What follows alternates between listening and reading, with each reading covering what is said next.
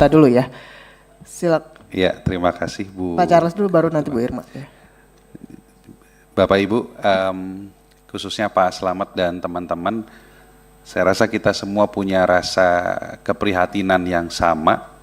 Oleh karena itu, Bu Ketua, saran saya, usul saya, segera saja kita adakan rapat dengan stakeholders terkait, ya, dengan Kementerian Tenaga Kerja, termasuk BPJS Ketenagakerjaan, BPJS Kesehatan, dan kita undang juga pihak-pihak yang terkait untuk menindaklanjuti yang tadi sudah disampaikan oleh Pak Edi dan teman-teman, ya.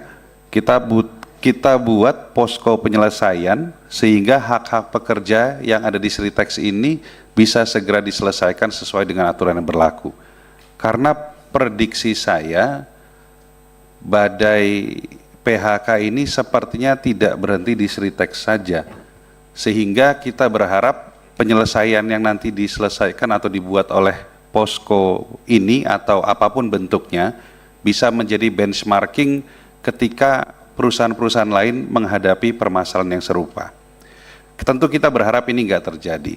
Tentu kita berharap ekonomi kita akan baik-baik saja, tidak ada lagi PHK terhadap pekerja kita, tetapi kok kalau melihat fakta yang ada di lapangan hari ini, kondisi ekonomi dunia yang semakin tidak baik, ya, termasuk kondisi ekonomi kita yang juga kurang baik, melihat bagaimana dari hari ke hari pasar IHSG kita juga sedang dalam kondisi yang sangat buruk gitu, ya, kepercayaan investasi juga sepertinya juga tidak baik, ya, sehingga kita perlu mempersiapkan mekanisme yang baik lah untuk agar pekerja terkena PHK bisa memperoleh hak-haknya dengan semuanya dengan baik.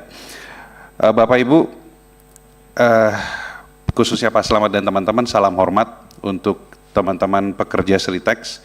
Kita berharap bahwa semua hak dari para pekerja yang terkena PHK bisa segera didapatkan, dan tentunya tetap semangat, masa depan Indonesia masih cerah. Harapan kami Bapak Ibu pekerja Sritex juga tetap bisa bekerja keras untuk Indonesia di masa yang akan datang. Terima kasih. Ya, Bu Irma ada yang mau ditambahkan, silakan. Iya, sedikit pimpinan. Saya setuju apa yang disampaikan Pak Ketua, Pak Charles Honoris. Semua stakeholder kita panggil untuk bisa ikut menyelesaikan masalah-masalah yang harus diselesaikan terkait dengan pesangon, ya, kemudian semua kewajiban-kewajiban kurator terhadap kawan-kawan Sritex, itu yang pertama. Yang kedua, saya ingin sampaikan Permendak nomor 8 tahun 2024 itu memang harus direvisi, pimpinan.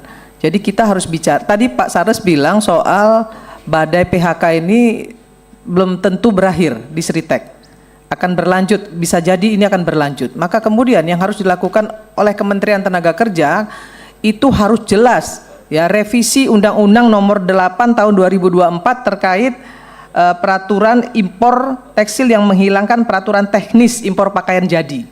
Kan ini yang menjadi sebab, menjadi akar permasalahan di tekstil, ya, seluruh tekstil yang collab ini kan gara-gara ini nih. Nah, ini dulu pernah di periode sebelumnya sudah diberlakukan, kemudian ditutup, ya, direvisi kembali, kemudian sekarang dihidupkan kembali oleh Kementerian Perdagangan di periode yang terakhir ini.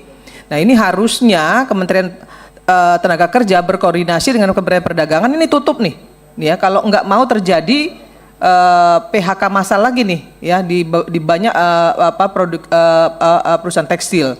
Ini akar permasalahannya di sini, pimpinan. Nah, ini yang harus kita tegaskan kepada Kementerian Tenaga Kerja, harus berani menyampaikan ini kepada Presiden. Ini harus direvisi. Nah, kemudian terkait diskresi saya yang tadi saya sampaikan, pimpinan, sebenarnya nggak terlalu sulit juga untuk bisa memberikan THR.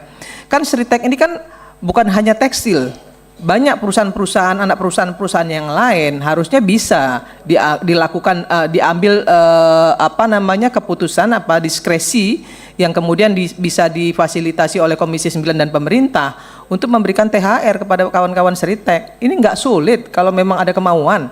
Saya kira ini perlu dikawal oleh Komisi 9 terkait dengan diskresi yang saya bilang tadi.